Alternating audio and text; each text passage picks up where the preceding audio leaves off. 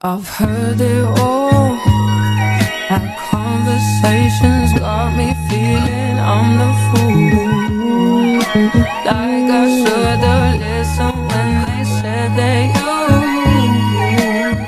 would treat me like he did. Today I'm going to be showing y'all how I like to do my quick weaves. Something quick and easy, especially if you don't like braiding, and my hair does not like cornrows at all. So without further ado, let's go ahead and get into this video. Curlsqueen was nice enough to send me 2 bundles of their Light Yaki hair texture, and I love this texture because I feel like it really mimics my natural texture without requiring too much manipulation. So as we get into it, let me go ahead and show y'all all of the products that we are using to achieve this quick weave. So first we're going to be using the Diamond Bond protective shield, and this is going to protect your hair from the glue once you start doing a quick weave. And then for the glue, we're using the super hair bond glue, the 30-second glue.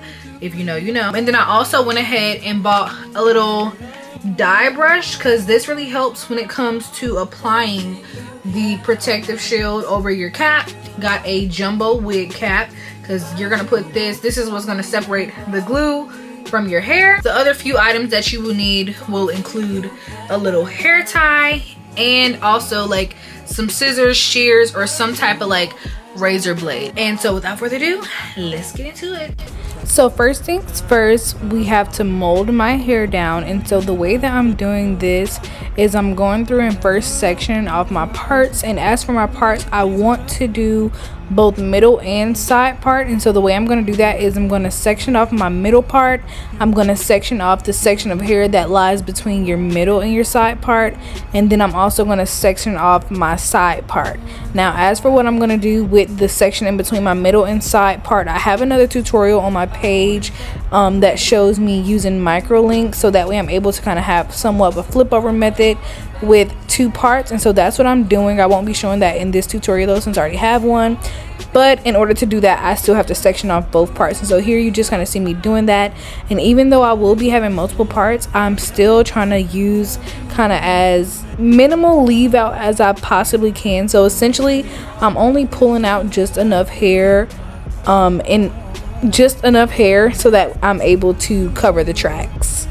And also another thing to note when you're doing this part is once you have separated your leave out, or once you have parted your leave out, once you begin to kind of braid down, you can either do a cornrow or you can kind of do how I'm doing, and I'm just bringing all the hair towards my forehead, so to the front of my head. So the reason I'm doing this is so that when I go through and put the cap on in the next step, as y'all are going to see, this leave out lays flat and there's nothing getting in the way of me being able to properly mold my cap down. And so that's why you guys kind of see me pulling it to the front. And like I said, you could do cornrows, but as y'all will kind of see like in my mold later, my hair does not really like cornrows, so I'm kind of trying to do as less or as least amount of tension as possible for this style. So that's why you kind of see me just pulling my hair to the front, so that way my cap can lay flat.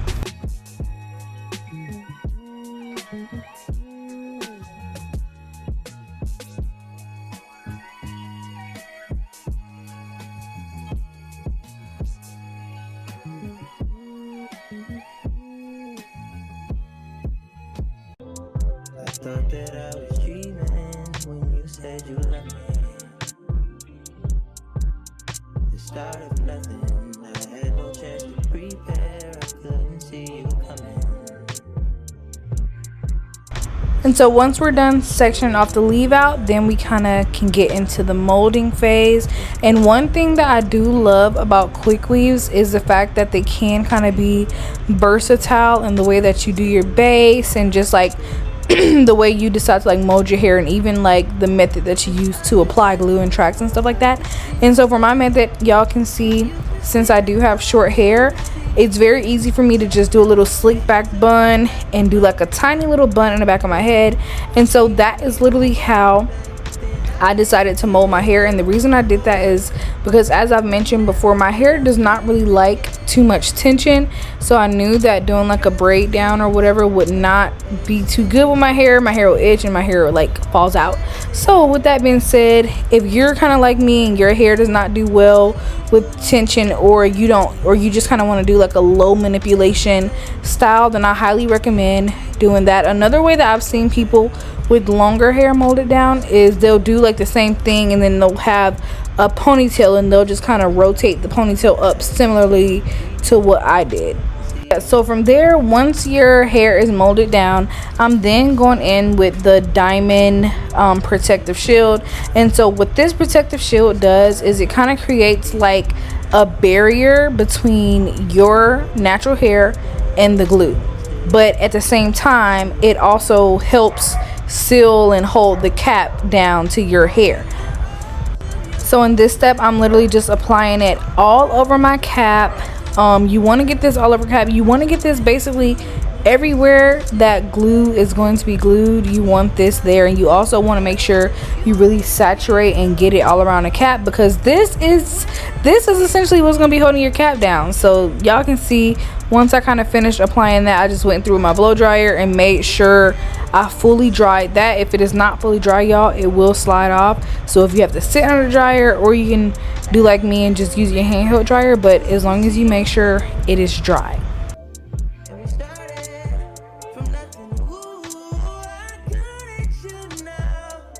So then from there, the next step, and I believe this one is optional, I kind of just added this one in, but I'm just going through with the 30-second bonding glue, and this is also the same glue that we're using on the quick weave, and I just kind of like slightly lined the perimeter of where my leave out is.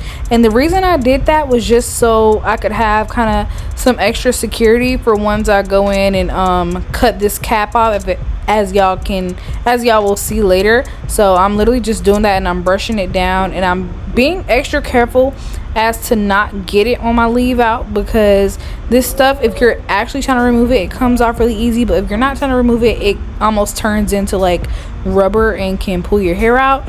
But once that dried up, I went ahead and I started cutting my cap, and as y'all can see, between the protective shield and the glue, like y'all, that cap is not moving. And another thing that I did not mention that I did during the style is I decided to not leave out any hair on my perimeter. That's just personally preference, especially as it's getting warmer and in the warmer seasons. I don't really want to have too much leave out, and so I feel like a lot of other women feel the same way.